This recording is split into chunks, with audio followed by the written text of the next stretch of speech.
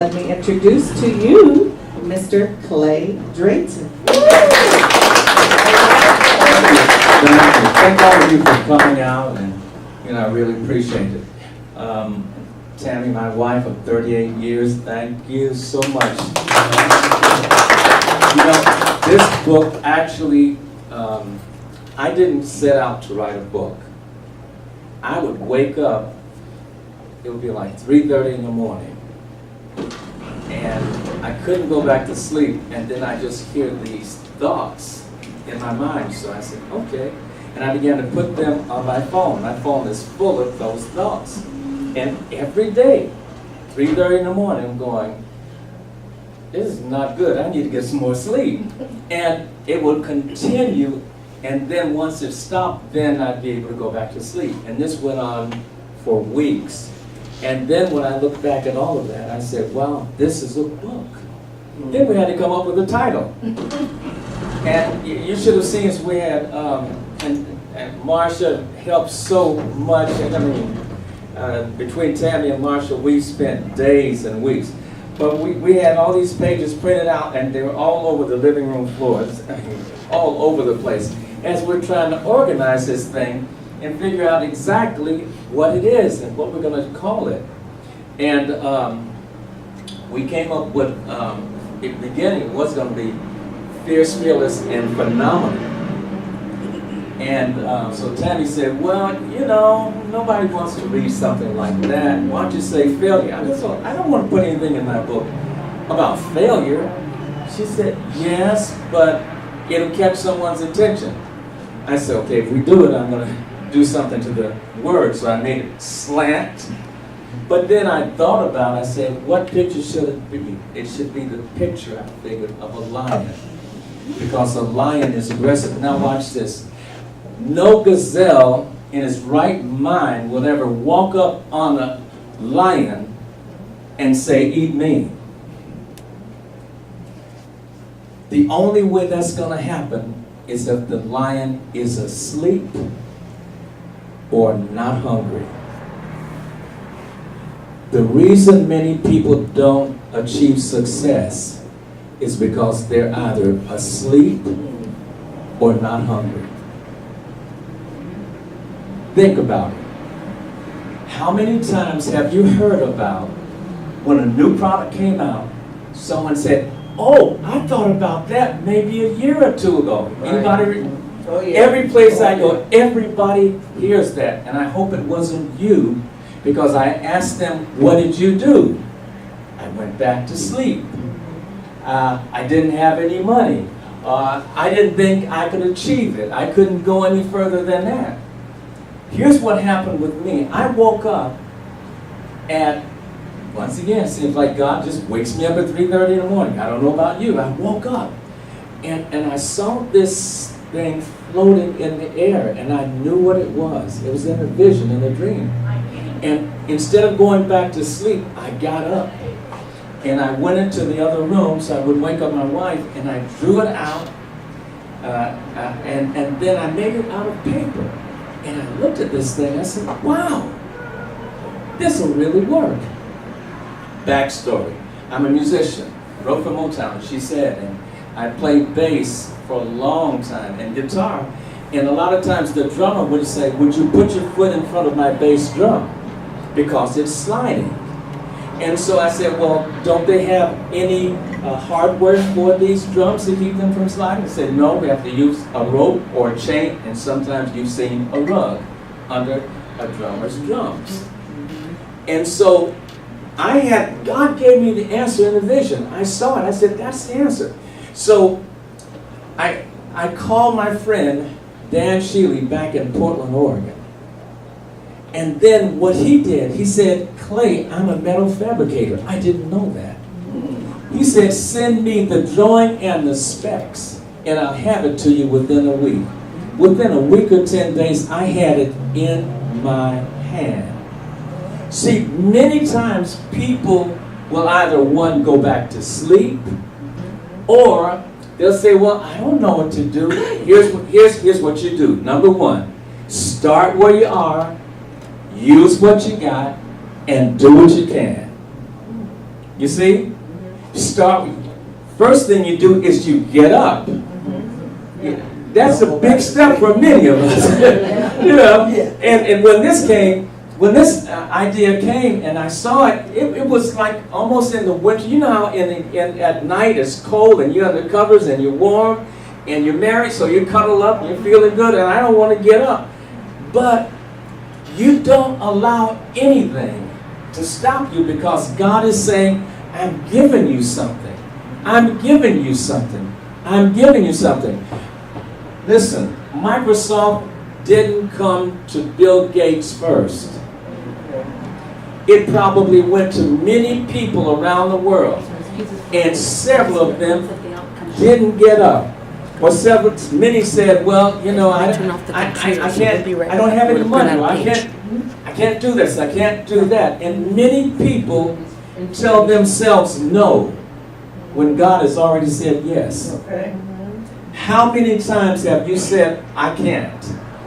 Here's what I've learned. If you say you can or say you can't, you're right. You see, when you say you can, everything inside you says, we're going to make this happen. When you say you can't, then your brain goes on a coffee break and says, we ain't going to do nothing. It's same old. We're not going anywhere. We're not going to do anything. And so I have learned that, and it's in the book, that if you say you can or say you can't, you're right. Let me show you how that worked. I was in New Jersey, and New York City is just across the bridge. You know, probably as close as maybe Fontana, something like that. And at 13 years old, we would go across the bridge to New York City, and we'd go to the Apollo Theater. And at the Apollo Theater, you'd see acts like James Brown, and what I liked was the Motown Review. You see Stevie Wonder and Diana Ross and the Miracles and the Temptations. And I'm just enjoying this, but now as I'm watching them, I said, one day I'm going to do that. And at age 23, I got that gold record. Diana Ross, who at that time, she was bigger than Beyonce worldwide. And here I am at age 23. But see, I saw it and I said, I can do this. Now, there was a process. One, I had to be able to play an instrument in between that time. So what happened was we were at church, and church is a good place to go. And it was an evening service that my mom and dad took us to, and I saw the Staples singers. They were singing gospel at that time. And Pop Staples was playing the guitar. And I said, I want to play the guitar. And so what happened was Mom and Dad, they were poor, and that meant we were poor. And so as a result, when I said I need a guitar, I want to learn how to play the guitar, they said Christmas. All right, I had to wait till Christmas. Christmas shows up, and it's one of those little ukulele type things, and you turn the little crank, it's like, and I'm going, Mom, Dad, that's not what he was playing. And they said, okay, we'll get you another one. When? Christmas. So I had to wait another Christmas. And then finally Christmas shows up, and I'm running to see what's under the tree, and there's a guitar. It's a plastic one. And you push these little buttons down and you strum, and there's a C chord. You push these little buttons down, there's an F. I'm going, that's not what he was playing. I want a real guitar. They said, okay. And that got broke within weeks, you know. And so they said, when? Christmas. So I had to wait a whole nother year. And finally, underneath the tree, 3 years later, from the time that I asked for a real guitar, there it was. Wow, and I grabbed it, and I'm just strumming and strumming and strumming, and they said, will you get out of the house with that thing? Because I didn't know how to play it. He said, you're just framming and making noise. I remember him saying, you're just framming on that thing. And so I'd go outside and do whatever. And so what happened was they said, well, let's get you some lessons. And so I started taking lessons. It was like $5 for an hour. That was a deal. But then I kept saying, they're not teaching me fast enough. So I quit. I don't recommend that. Right. But I quit. And I began to teach myself because I was driven. I was driven. And so I was kind of okay, not that good. And then a couple of years later, I got with a little band, bass, drums, and guitar. And I played the guitar, and it was awful. All three of us were awful, but the drummer had taken lessons, so he was pretty good. And it wasn't long before some other people came and got him because he knew how to play, and he had taken lessons. And that left us by ourselves, just me and the bass player, both of us who couldn't really play. A few weeks later, here comes the drummer with the band director. And he said, Joe tells me that you might be interested. We need a bass player. Can you play the bass? I didn't own a bass. I had never played a bass. But I said, yes. I said, yes. Remember I said, if you say you can, or say you can't, you're right. It's in the book, this whole story. So, and so he went, I said, but I don't have a bass right now. But he was so desperate to get a bass player that they went. He said, I have one. So he brought one back, and the guitar showed me some things on the bass, and I was so driven to wanting to be a part of the music industry that I tried all day long to learn how to play the bass. We had to play that night, which was a Friday. They came to me that afternoon around noon. We had to play Friday night, Saturday night, and Sunday night. I struggled and I worked, and that weekend I played Friday, Saturday, Sunday, and I am in Bass Player magazine as one of Michael Jackson's bass players. If you say you can't, or say you can, you're right. And that's the way it is. Life is full of challenges. People say that, hey, I'm looking for an opportunity. No, opportunities are looking for you. Here's what happened. God has things that He needed the computer. You see, we can't live without it, right? He needed us to have the computer, but He started downloading it into the minds of many people, and many people said, I can't do it. I can't. And Bill Gates said, I can. You see, even if you come to the point where the idea is great and you want to move forward with it, remember, start where you are. What can you do with what you have? The first thing I did was I got out of the bed. That's where I was, start. And then, start where you are. Use what you got. I learned art in high school. I used what I got to draw. Do what you can. Well, I can't make the real thing, but I can make it out of paper. I did those three. And then God said, and called Dan Sheila. You see, that's all you need to do. Start where you are. It doesn't matter how old you are. I wrote this book, I just turned 71 last week. All right. And it ain't over. I don't care what, you can be Abraham who's 99. But there's so much left inside you. There's so much inside you that wants to come out. But how many times have you said, but I can't? But I don't have time. Well, He can do it, but I can't. Everything that you are able to do, you learn from somebody else. You learn how to read. You learn how to write. You learn how to walk. You learn how to talk. Because if you were around if your family was Russian, you'd be speaking Russian right now. If you're around folks who are German, you'd be speaking, because you're learning right where you are. You're learning. And there are people that you can partner with to help you to achieve your dream. I needed Dan Sheely. I wasn't a metal fabricator. It's easy to give up when challenges are right in front of you. Let me give you another example. And once again, this is in the book. My brother and I used to watch baseball on television.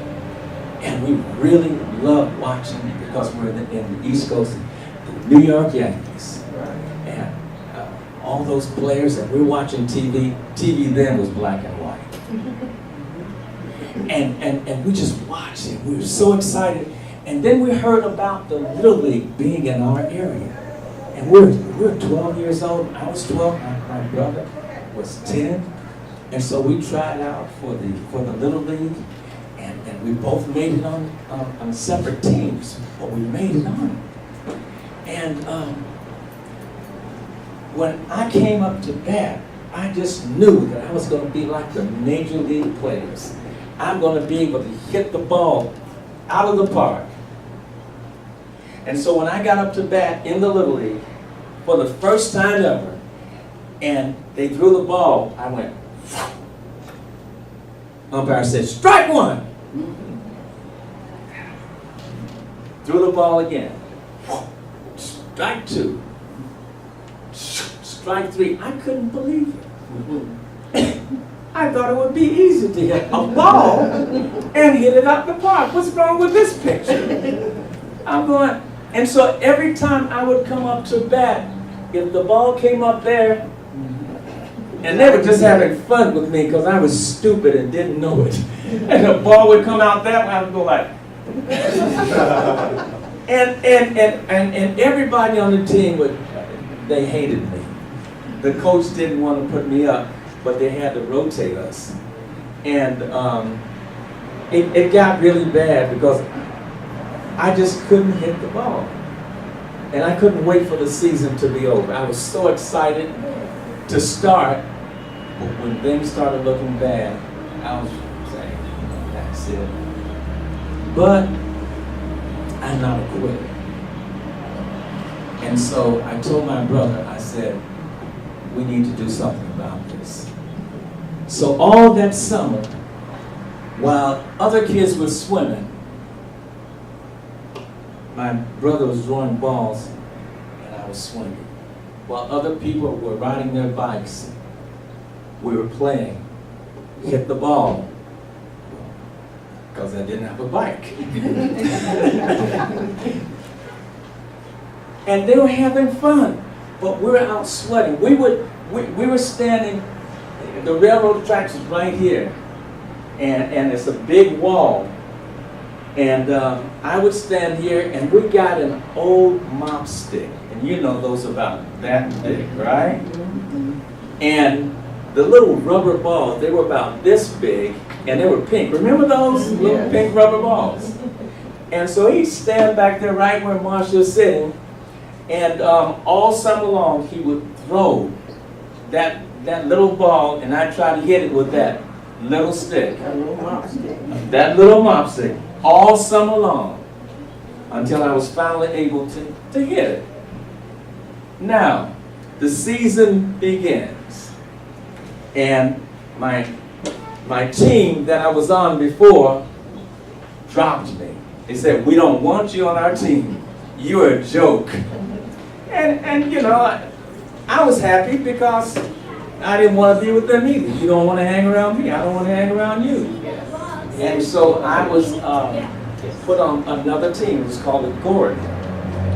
And so when I got up to bat, a very unique thing happened. The other players remembered me from last year. And so the first thing they said was, no batter, no batter, no batter. And then their coach said, guys, you know, you can just sit down. He can't hit the ball. But what they did not know was that all during that summer, I was practicing hitting a little ball with a tiny stick. Now I had a big bat and the ball was much bigger. And when the ball came across the plate, he thought I wouldn't be able to hit it. And he just threw it straight across. And I went, pow! And I shocked myself and them because it went over the fence. Right. I said, whoa! By practicing with that little ball and that skinny stick, it improved my eye coordination. And so it was so easy. Every time the ball would come across, pow! I was the home run hitter for the season. Now I couldn't wait until we played against my former teammates. They didn't know. They just didn't know. And then when I saw that we're going to be playing them, I was saying, thank you. And so the coach over there says, oh yeah, I remember him. Okay guys, you know, you can sit down. He can't even hit the ball. And so, you know, just look over at him, you know, playing tennis. And so the pitcher remembered me, and so he just threw the ball straight down the middle. Pow! And all of them went, eyes open, mouth open. And I was the only one to go to the All-Stars that year. I hit more home runs than anyone in the league. I didn't give up. When you see a challenge, you rise to the occasion. So whenever an obstacle comes your way, it's an opportunity for you to hit it out of the park. Really, and it excites me to know that anything that I'm up against, that I'm more than a conqueror. I will accept that I have excelled in so much. I was with Motown Records for 7 years and wrote a lot of songs and a lot of artists for Motown and beyond Motown. And I was blessed that the songs would go around several million sellers. It's a wonderful thing. I became successful in that arena. However, when it came time for the royalties to come in as of late, anybody ever downloaded a song before for free? Didn't pay for it? You don't have to raise your hand. And when there's a thing called free downloading, it means somebody's not going to get paid. And all of these writers who wrote those songs don't get paid. I didn't get paid. Royalties. I got a Spotify check for 50 cents. Anybody love Spotify? Instead of thousands, it was 50 cents. And so I started going and taking trips, doing songwriting seminars. And so one of my students said, Clay, why don't you put it online? You can touch the world. I said, that's interesting. And so what I did was I told Tammy about it, and she said, yeah, that's a good idea. Then I just kind of let it go, like most of us. Here was an opportunity that came to me, and I did nothing about it. Another couple of months passed, and then my friend called me up and said, hey, Clay, did you put up your songwriting course yet? No, man, I've been busy. I say, Clay, you should check it out. So he said, there's this guy on there, and he doesn't have half of the accolades that you have, and he's making money. And so I went online to check it out, and I'm listening to what this guy's saying. I said, he's confusing me. I said, wait a minute. I've been a songwriter for years, and this guy's is confusing me and making money. I'm gonna get into this game. And so, my wife and I, we decided, so, okay, we need to put it together, and we need to do several videos. And so we started doing it, but then the phone would ring, and there would be a meeting to go to, and people would come over to the house. And what happened was we were doing okay, and then all of a sudden, everything came to a screeching halt because of distractions. There will be times in your life when you will be involved in something that could change your life for the better. But distractions have a way of visiting you just when you don't need it. And so after a few months of that, I said to Tammy, I said, you know what, honey? Distractions is winning. It's time for us to win. I said, we're not going to take it. As of this day, we're taking no phone calls. We're not going to any meetings. Nobody's going to come over to the house. All we're going to do is we're going to eat, we're going to sleep, and we're going to work on this course. After a few months, we had 70 videos that we had edited and completed. Now, that means that at least 3 times that many were shot. And I shot all of these in my home. Then we launched it. We put it online. And I guess as of, maybe I checked last month, I have over 2,500 students in 107 countries taking my online course. 70 videos. But remember, distractions said, put it on hold. Do it tomorrow. Later. How many of you face that? You wanted to do something and you put it on hold and you waited, and now it's been a month, it's been 6 months, it's been a year, it's been years. And you're right where you are. I've come to tell you that the reason you're here is God is saying, I've got something for you. It's going to change your life. You're going to do so much better, but you're going to have to avoid distractions. You're going to have to get up at some ungodly hour in order, and perhaps even you're going to need to partner with someone to help you keep going. When we're writing this book, I needed Tammy and I needed Marsha to help me keep going. But you know, all of this started in April. We started typing everything out in May. The book was out in June. Wow. Yeah. Avoid distractions.